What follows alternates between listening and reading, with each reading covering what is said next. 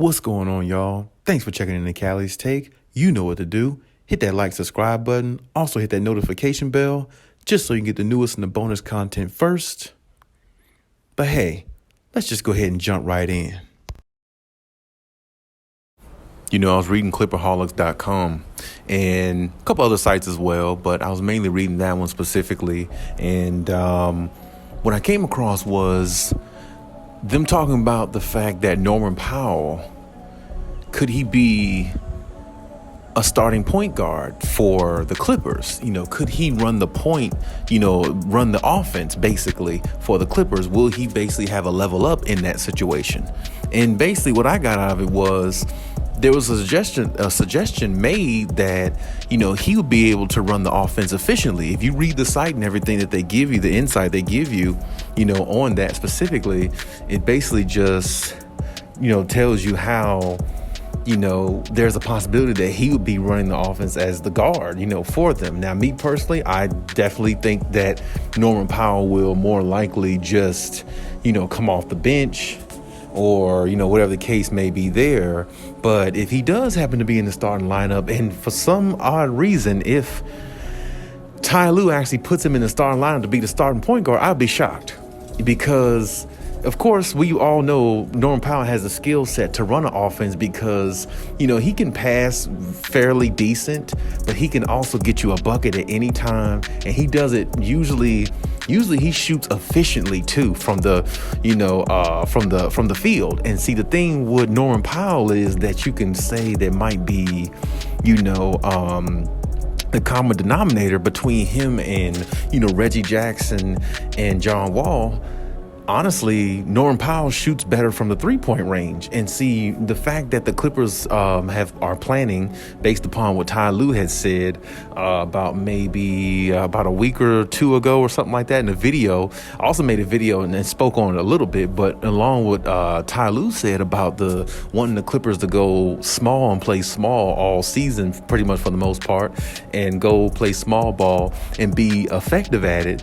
Well, in that case, to go small ball, you need the best scorers on the floor as possible. And to me, your point guard should be shooting one of the highest percentages from the three, on the floor, because if you play small ball, it's going to be a lot of opportunities where the point guard might have more wide open shots than anybody, because with Kawhi and PG on the floor, you're not getting double teamed too much because you have those two players on the floor who get double teamed the most because they're star players. And then on top of that, hypothetically, let's say they have Reggie Jackson out there or something like that running the two, and hypothetically they had Norman Powell running the one position. That would basically, make them even more deadlier, because now every position they could shoot at a pretty high level. And besides the center position, of course. But regardless of that, that's really not, going to matter, because like I said, if Norman Powell was in the starting lineup, to me, I've seen, to me, he shoots better from the three-point range than John Wall and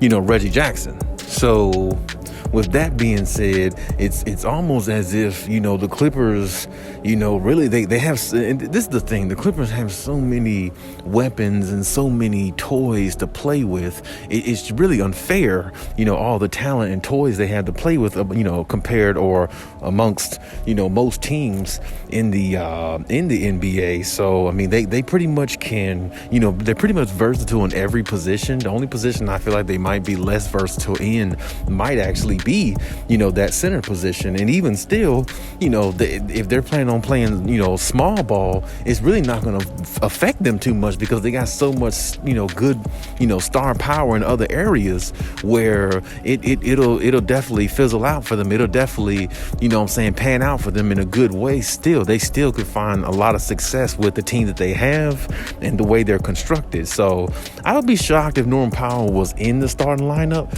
only because I don't really see him, being a starter, especially the fact that, watching him on Toronto the last few years, and then, he just always seems like an off the bench, player to me. He's been that way for the last few years, I would say. He's had some opportunities where he started, of course, but running a team a whole season as a point guard, being the main guy, I don't really see that happening. But then again, I can't say anything when it comes to the Clippers because Ty Lue is very experimentative. He definitely will explore and try different things just to see how much he can get out of each player individually and collectively as a group.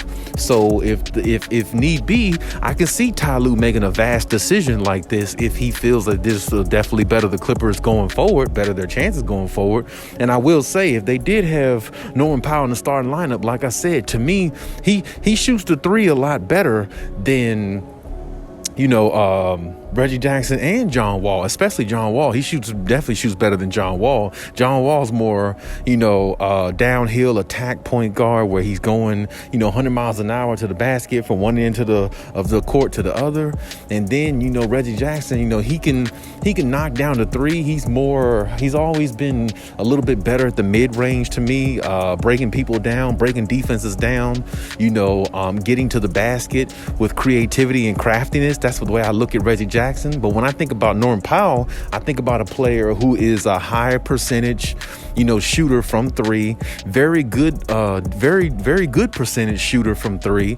And when it comes to meaningful minutes playing situational basketball, his experience in that area is very, very high also, because people forget he played on the Toronto Raptors with Kawhi Leonard just a couple seasons ago in 2019. And he was a big part of their success. He wasn't just a guy that was on the bench that was waving pom-poms. He was actually one of the guys who came off the bench and contributed along with Freddie VanVleet and a few others. So, he definitely has shown his contributions towards a championship caliber team, and he definitely can do it again because he's actually done it before. And that may be what Ty Lue is looking at now. If Ty Lue looks at that specifically, well, that kind of alters a lot of things, because when we talk about championship DNA, well, Norman Powell has that. Reggie Jackson and John Wall do not. So with that being said, there is a possible chance. I'm not going to say that it is no possible chance at all. There is a possible chance. I just feel like because they went and got John Wall, the ultimate decision really over time should be that, they end up just, playing John Wall at the one and Reggie Jackson comes behind him, or matter of fact, play John Wall at the one, maybe let Norman Powell come behind him and let Reggie Jackson play the two position.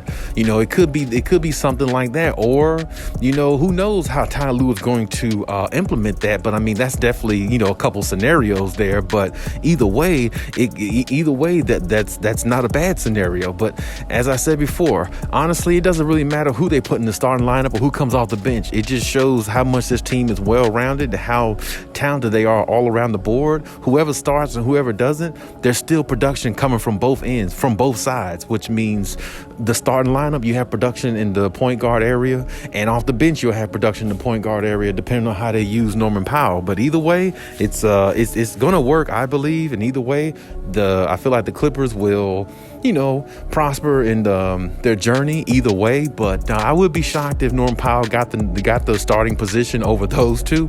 But either way, I think that he's going to get a lot of substantial minutes because, like I said, his wisdom, his knowledge, and his experience of being in the NBA Finals and winning a championship with Kawhi Leonard speaks volume of what type of player he is and what type of value he brings to a team. And there again, he's one of those players who has championship DNA, so that can never be ignored or it can never be overlooked. So let's just see what happens and what, crazy, scientific, philosophical type ways, or should I say type ideas that Ty Lue will come up with, creative ideas he'll come up with, and let's see what happens in the season.